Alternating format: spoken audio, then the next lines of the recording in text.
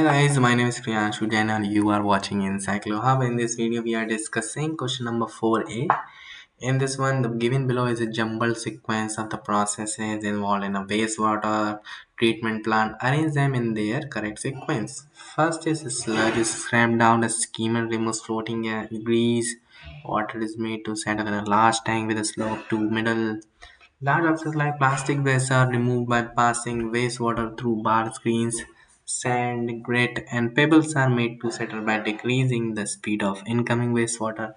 Wastewater enters a grid in sand removal tank.